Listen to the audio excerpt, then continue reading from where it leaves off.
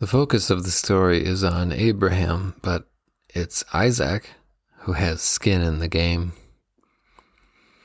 Abraham was living in the land of the Philistines with his vast wealth and his servants and his wife Sarah and his miracle son Isaac. They should not have been able to have had a son. They were so old that the mere thought of having kids anymore had become laughable. God has a sense of humor. He gave them a son, and they named him Isaac. When Isaac was somewhere between a little kid and a young man, his father Abraham woke up early to cut wood. When he finished, he took Isaac, 2 servants, and a donkey, and set out for a destination in Moriah, revealed to him by God. Probably Isaac noticed that though they wasted no time in setting out on the trip, they were not in a hurry. Dad had not chosen the fastest means of travel available to a rich man with flocks and herds and camels and donkeys. Donkeys are not fast, and one is not enough to speed the travel of 4 people. They would be walking, Isaac noticed. After 3 days, Dad told the servants that they and the donkey had gone as far as he needed them to. Stay here with the donkey while I and the boy go over there. We will worship, and then we will come back to you. Isaac noticed that the over there was still some distance off. Then he noticed that he would be carrying the wood Dad had cut, and that Dad was carrying the fire and the knife. And let's assume that Isaac noticed right away that they had all the ingredients for the kind of worship he had grown up with, all but one. And that puzzled Isaac, but it did not trouble him. And he waited until the servants were at least out of earshot to say anything about it. After whatever amount of time Isaac thought appropriate, Isaac said, "Father." "Yes, my son," Abraham replied.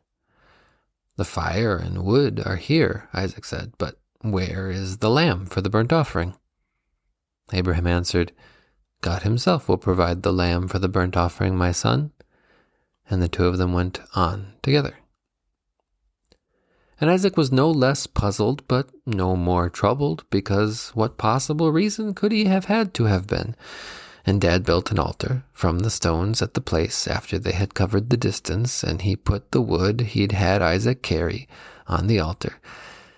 And he tied Isaac up the way you'd tie up the lamb for the burnt offering, so that it wouldn't thrash about as you'd slit its throat and wait for the blood to drain. And now Isaac was a lot less puzzled and a lot more troubled, and it became clear to him how much skin he had in the game in this story in which we focus on Abraham. And Isaac's eyes went wild the way I imagined the lamb's eyes would, because it would be just as puzzled. Wilder, right? Because the lamb wouldn't be nearly as troubled, being a dumb animal unable to guess its fate, rather than either a young boy or a young man who had seen this before and yet was finding himself in a position he'd never for a second expected for himself. And then God spoke. And did Isaac get to hear it too? I hope so. How else would he ever in his life make sense of what happened, of what was happening? He must have also heard.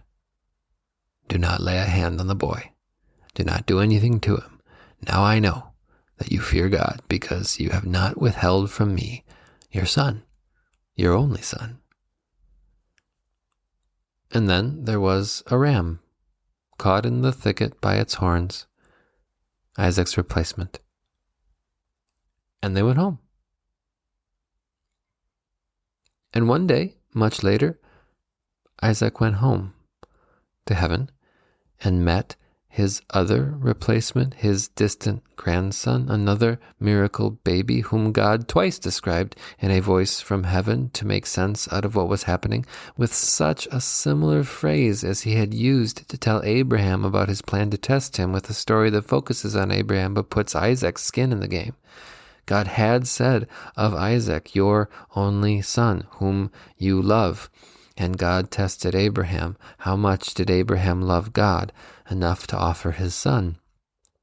And God said twice of Isaac's other replacement, my son, whom I love. And God tested himself. How much does God love us? Enough to offer his son. When Isaac went home, he met Jesus, the lamb he'd been puzzled not to see, the lamb he'd been deeply troubled to occupy its place, the lamb who'd one day take his. When Isaac went home, he met Jesus. And what could they do but laugh?